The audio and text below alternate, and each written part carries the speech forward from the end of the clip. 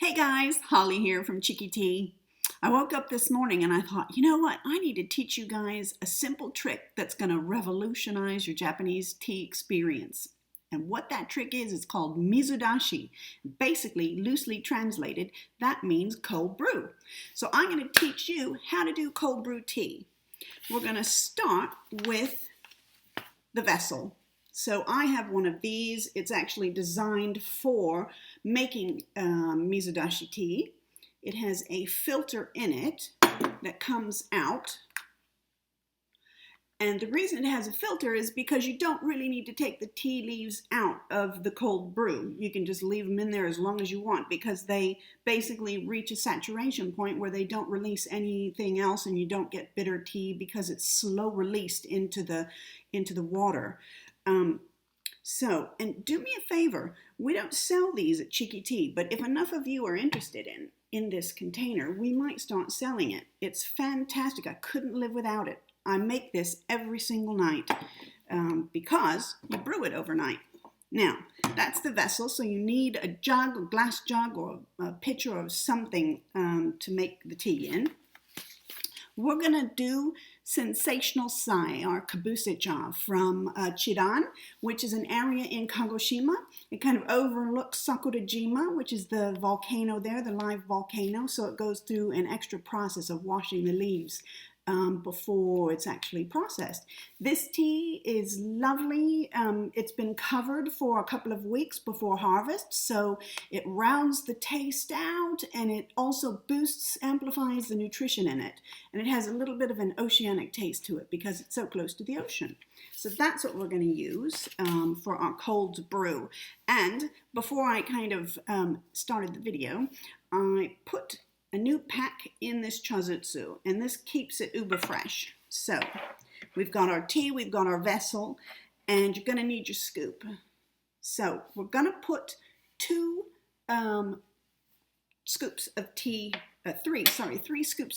in the jug, and that's going to give us about 20 grams of tea. If you have a scale, fantastic. If you don't, just remember 3 big scoops of tea into your vessel. So here we go, Sensational Sai. Oh my goodness, this smells so amazing. 1,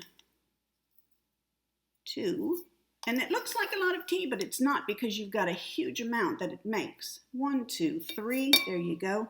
This is so easy to make. I feel ridiculous teaching you, in fact, because it is so easy. So there you go, tea in your vessel, then top it up with water. And I put about 700 or 800 ml. Now this is water, a water jug from Bizen, so it basically makes the water taste really amazing.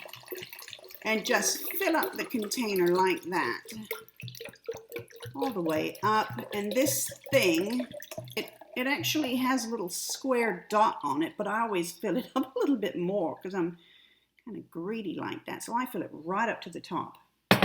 Then, when you go to put the lid on, make sure that you keep the cork out. Otherwise, it's impossible to get on because it's like pressure or something. So on it goes, fully sealed, and then you take the cork and you put it on top like that. It's like a little wine bottle. I absolutely love this thing. Comes in all different colors as well. It kind of matches my shirt. Now, like a blue Peter that I am, here is one that is partially brewed.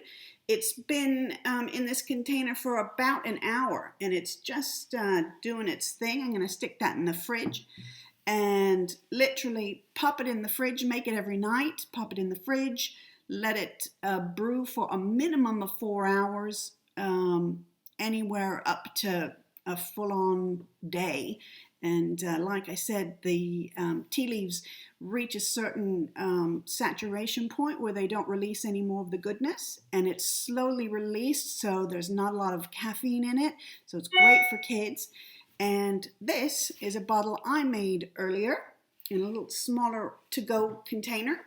It has the filter in it as well, and because it's such a nice day, I'm going to go play in the sun. That's pretty cheeky. Have a great day, my friends.